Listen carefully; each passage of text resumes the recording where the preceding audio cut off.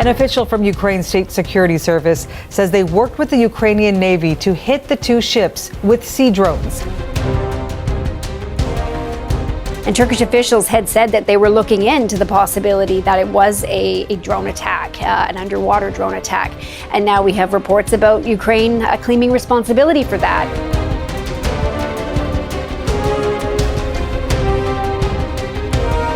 What if the cheapest way to deter a superpower at sea isn't a submarine or a missile destroyer, but a small, unmanned boat that turns coastal waters into a danger zone? Modern naval power is no longer decided only by tonnage and fleet size. In Ukraine's war against Russia, a country with virtually no traditional navy has repeatedly forced one of the world's largest fleets to pull back, using unmanned maritime drones that are cheap, expendable, and brutally effective. This is the quiet revolution reshaping naval warfare. Ukraine's Sea Baby and Sub-Sea Baby drones shattered a long-held assumption that big ships and fortified ports guarantee maritime dominance. By threatening harbors, logistics hubs, and high-value vessels with small autonomous platforms, Ukraine made Russian naval presence costly, unpredictable, and politically risky. Росія намагається копіювати українські морські дрони і наскільки можливо їх вже застосовує проти території України. Warships didn't need to be sunk in large numbers. The fear of vulnerability alone was enough to alter behavior. That lesson matters far beyond the Black Sea. In the West Philippine Sea, the Philippines faces a different war, but no less dangerous. Chinese coercion rarely comes as open combat. It arrives as water cannons, blocking maneuvers, anchor line cutting, and intimidation against fishermen and Coast Guard vessels. In December 2025, Filipino fishermen were injured near Sabina Shoal, proof that routine patrols can escalate into national crises overnight. The question now confronting Manila is simple but urgent. Can the same unmanned maritime logic that checked Russia help deter China without triggering a full-scale war? Sea Baby matters because it is no longer theoretical. It is combat-proven under the harshest conditions of modern war. According to Reuters, Ukraine's security service, SBU, has continuously expanded Sea Baby's capabilities as the conflict evolved, increasing both range and payload while adapting the system based on battlefield feedback. These unmanned maritime drones have been credited by Ukrainian officials with damaging or destroying multiple Russian naval vessels, and more importantly, forcing the Russian Black Sea Fleet to fundamentally change how and where it operates. That shift alone signals success. When a navy with far superior ships and bases alters its behavior because small, expendable systems make routine presence dangerous, deterrence is already working. The threat became even more unsettling with Ukraine's disclosure of the Sub-Sea Baby, an underwater variant designed to evade surface defenses and strike from below. Ukraine claimed one such drone hit a missile-carrying Russian submarine at Novorossiysk, one of Russia's most important naval bases. Reuters independently verified the explosion footage and its location, even as Moscow denied any damage. That denial is revealing. In naval warfare, uncertainty itself is corrosive. Once commanders must assume that submarines, ports, and anchorages are no longer safe, even far from the front line, the psychological balance shifts sharply against them. Recent reporting shows why navies are taking Sea Baby seriously. Reuters notes that upgraded variants now reportedly exceed 1,500 kilometers in range and can carry payloads of up to 2,000 kilograms. Earlier versions, widely described in defense reporting such as the War Zone, were already considered heavy payload unmanned surface vessels in the 850-kilogram class. Even those earlier models proved sufficient to damage large ships and impose caution. The newer figures point to a system that has rapidly matured through real combat iteration, longer reach, heavier payloads, and greater strategic impact. What truly alarms naval planners is not just the possibility of ship losses, but the loss of sanctuary. Sea Baby turns ports, harbors, and rear area bases into contested spaces. It flips the cost equation by forcing defenders to invest heavily in surveillance, barriers, patrols, and constant readiness, while attackers rely on relatively cheap, expendable platforms. This is why Sea Baby represents more than a weapon. It represents a method of deterrence. And in contested waters like the West Philippine Sea, where coercion is already escalating, civilians are being harmed, and routine patrols mask pressure, the lesson is clear. The future of maritime deterrence may belong not to the biggest fleets, but to those who can make presence itself unbearably costly.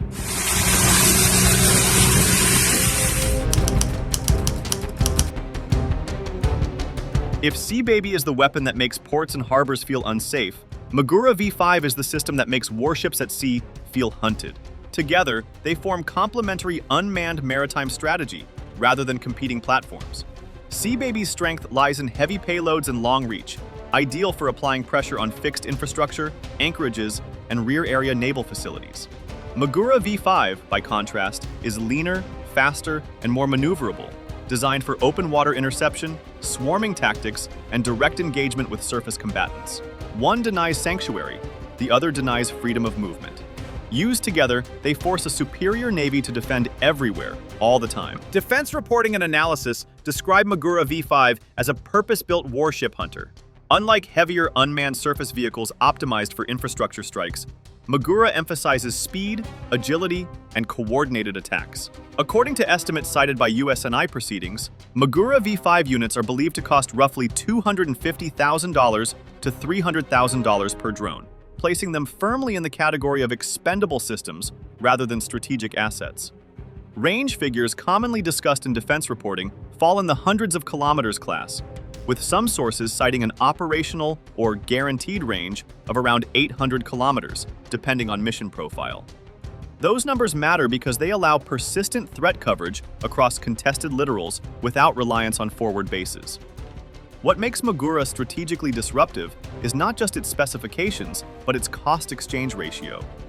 A single modern frigate or corvette costs hundreds of millions of dollars. A missile destroyer can exceed $1 billion. Against that, a swarm of sub-million-dollar drones forces commanders into impossible choices: disperse ships, restrict patrols, or accept elevated risk. Even successful defenses impose costs in fuel, manpower, electronic warfare, air cover, and constant alert posture. Over time, that burden accumulates, and deterrence emerges not from dramatic sinkings alone, but from sustained operational fatigue. The Black Sea provides concrete proof that this logic is not theoretical. In open-source reporting, MAGURA drones have been credited with sinking multiple Russian naval vessels, including the Ivanovets, Cesar Kunikov, and Sergei Kotov. Each loss reinforced the same message: expensive ships operating close to hostile coastlines are vulnerable, even without air superiority or a traditional fleet. After these incidents, Russian naval operations became more cautious, patrol patterns shifted, and ships were pushed farther from contested waters.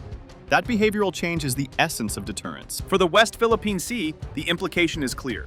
A MAGURA-style system would not need to defeat the People's Liberation Army Navy outright to be effective. Its value would lie in making close-in coercive operations, shadowing, blocking, intimidation patrols, riskier, more expensive, and less predictable. When paired with heavier systems like Sea Baby, the result is a layered unmanned deterrence model. Ports under pressure, warships under threat, and presence itself transformed from routine patrol into calculated gamble. In the high-stakes waters of the West Philippine Sea, where tensions with China intensify daily, the question arises: could the cheapest weapon be the most effective? Imagine a world where unmanned drones, not warships, make ports no-go zones, deterring a superpower from advancing its agenda. The Ukrainian Sea Baby drones, now proving their mettle against Russia's navy, offer a compelling blueprint. These smart, expendable drones have forced even the most powerful naval forces to rethink their presence in contested regions, and they could be the key to turning the tide in the Philippines' favor against China's coercive tactics. Just recently, in December 2025, Filipino fishermen were injured near Sabina Shoal due to China's aggressive maneuvers, a stark reminder of how quickly gray zone friction can escalate into a full-blown crisis. The real challenge for the Philippines is not a direct naval confrontation with China, but the daily grind of intimidation and presence operations. China's strategy often revolves around winning these routines through harassment, water cannon attacks, and other non-military actions. But the Philippines has an opportunity to push back, not by matching China's ship for ship, but by introducing cheap yet effective deterrent systems like the Sea Baby drones. These systems offer a pathway to sea denial, using small, agile drones to make any incursion costly and risky. The Sea Baby, a combat-proven technology from Ukraine, could be a game changer for the Philippines. Ukraine's use of Sea Baby drones has already proven successful, damaging and destroying multiple Russian vessels and forcing Russia to shift its naval strategies. Drone attack! Drone attack! Please help! With a range of over 1,500 kilometers and payloads that can reach up to 2,000 kilograms, these drones offer a potent strike capability, especially when aimed at China's naval assets. But Sea Baby is just one part of the equation. Enter MAGURA V5, a leaner and more maneuverable system designed specifically for hunting warships. When combined, these two systems form an unstoppable force capable of challenging even China's most powerful naval assets without ever matching them on equal terms. The analogy between the Black Sea and the West Philippine Sea is clear. Just as Ukraine used maritime drones to push Russia out of predictable waters, the Philippines can use similar tactics to make China's presence politically risky and economically costly. Sabina Shoal, a site of recent escalation, is the perfect testing ground for this strategy. The Philippines must shift its focus from defeating the Chinese Navy to making China's coercion untenable, forcing Beijing to ask, is this patrol worth the risk of a small drone hitting a much larger ship? By introducing Sea Baby drones and MAGURA V5, the Philippines can make a meaningful stand without engaging in a full-scale naval war. The goal is not to sink Chinese vessels, but to create a layered deterrence that makes China's actions in the West Philippine Sea too costly to sustain. The balance of power doesn't have to rest on ships alone. It can rest on the ingenuity of smaller, smarter technologies that are making waves in global naval strategies today.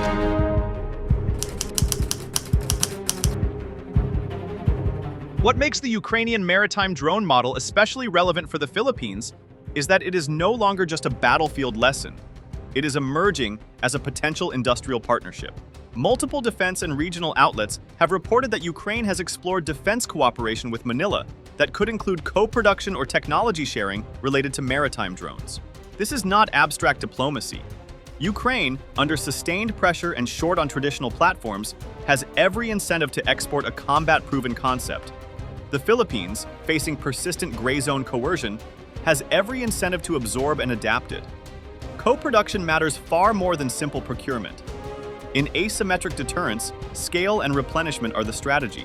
A handful of imported systems may look impressive on paper, but they do not change an adversary's calculus if losses cannot be replaced quickly. Local or joint production enables continuous availability, rapid repair, iterative upgrades, and mission-specific tailoring. It also reduces political friction. Systems built domestically for defensive purposes are harder to frame as escalatory foreign imports. For the Philippines, the value add is not about copying Ukraine's exact playbook, but about integrating unmanned maritime systems into an existing security ecosystem. Conceptually, these platforms would be linked to coastal surveillance radars, UAV-based maritime domain awareness, and distributed launch points across the archipelago.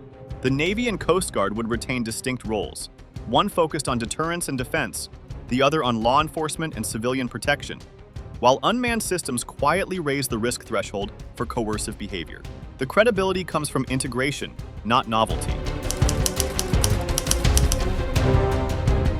The deterrent effect of unmanned maritime drones lies less in dramatic destruction and more in behavioral modification. First is uncertainty. When a ship cannot be confident that any given approach lane, anchorage, or loitering area is safe, routine patrols stop feeling routine. Second is cost imposition.